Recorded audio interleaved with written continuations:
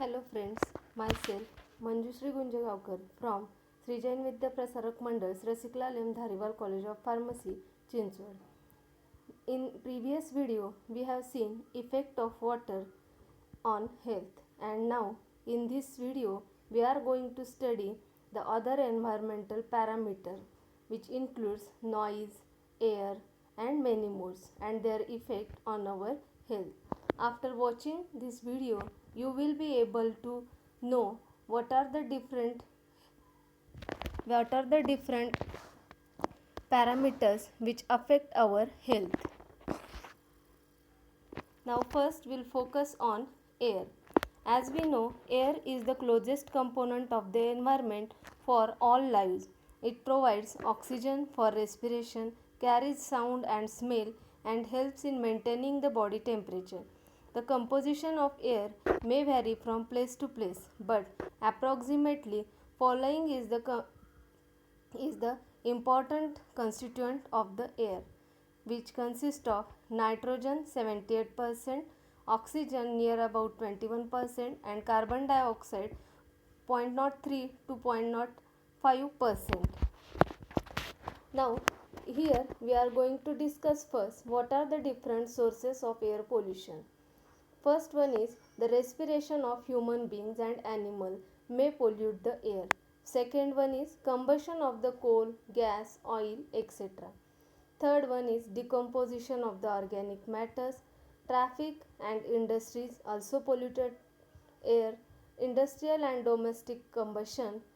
Chemical industries are also responsible for air pollution, and lastly and majoritarily the automobiles industries are responsible for producing the air pollution.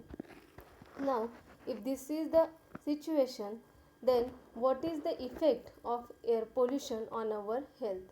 Air pollution causes several effects on health, and it has contributed to increase in mortality and morbidity. Secondly, respiratory tract disorders are common, such as asthma, bronchitis, and lung cancer. Air pollution also affects the respiratory system of the animals.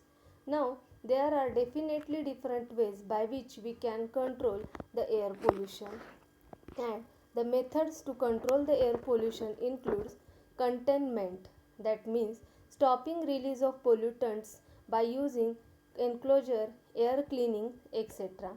Secondly, replacing the energy resources which will not cause pollution, for example using natural gas, electricity, etc. Dilution is the one more method by which we can control the air pollution. And lastly, legislation, law and rules like PUC, Smoke Nuisance Act, etc. will be helpful in controlling the air pollution. Next point here we are going to discuss is noise.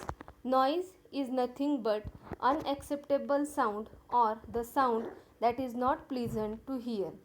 Normally whispering produces a sound of 20 to 30 decibel.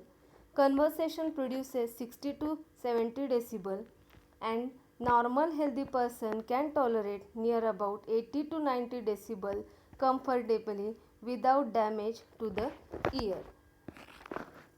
But if it is more than 80 to 90 decibel, then we can call it as a noise. There are different effects of the noise on our health. First one is auditory fatigue associated with whistling and buzzing in the ear. Deafness may be there, which may be temporary or permanent. Speech interference occurs due to noise produced by industries, road and air traffic. Annoyance, which is a physiological response.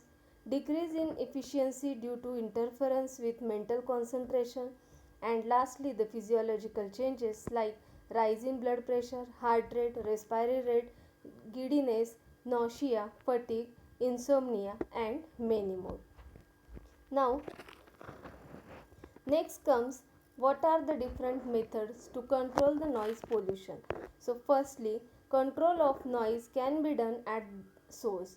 It can be achieved by segregating noisy machines and by using mufflers or other noise reducers to machines. Second, control of transmission.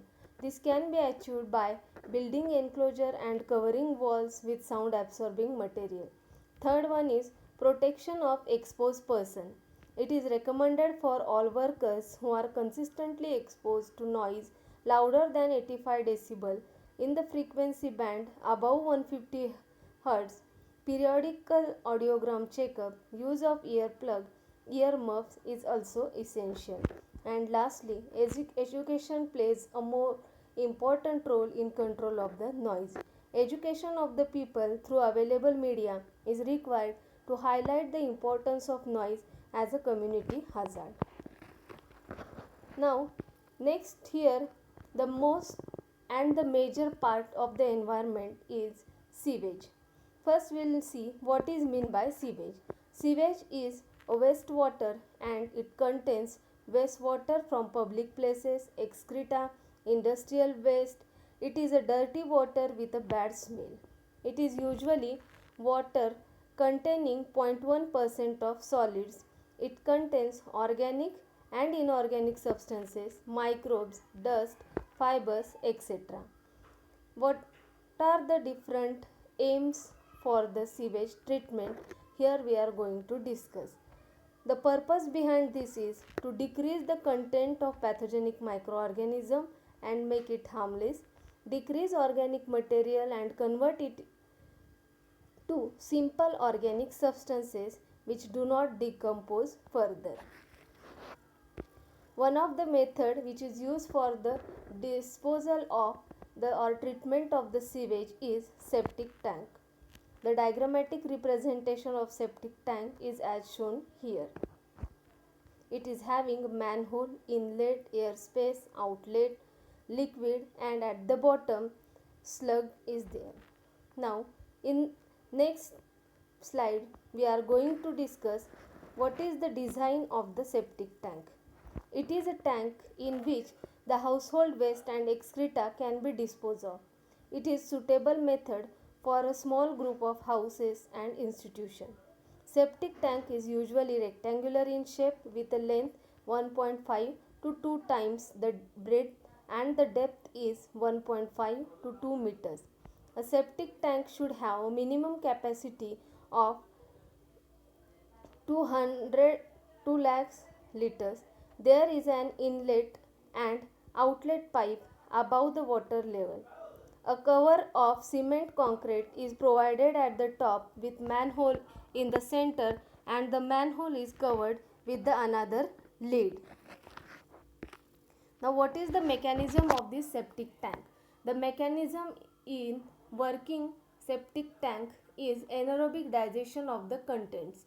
The heavy solids settle down and decompose by anaerobic bacteria which causes reduction in its volume and is made harmless.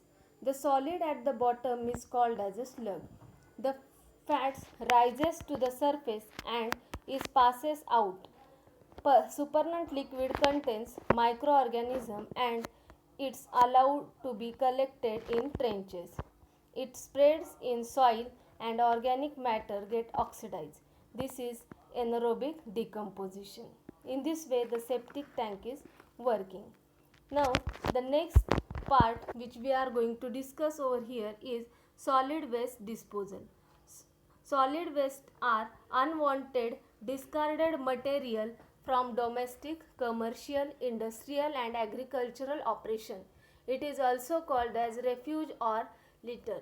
It comprises of dust, ash, vegetables, fruits, papers and packaging of all type, rags and other fabrics, combustible and non-combustible debris.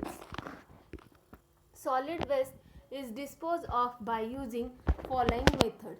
There are different methods. The first one is dumping. Dry refuse is mainly dumped in low-lying areas which help not only in disposal but also in reclamation of land.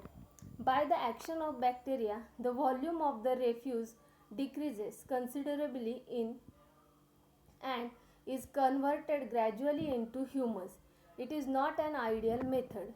controlled tipping or sanitary landfill. This is the most satisfactory method of refuse disposal. In this method, a trench is dug. The refuse is compactly dumped in these pits, and at the end of each working day is covered with earth. When the trench is full, again it is covered with earth and is compacted.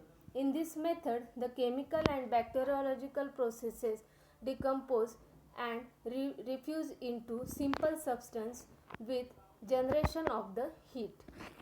The third method is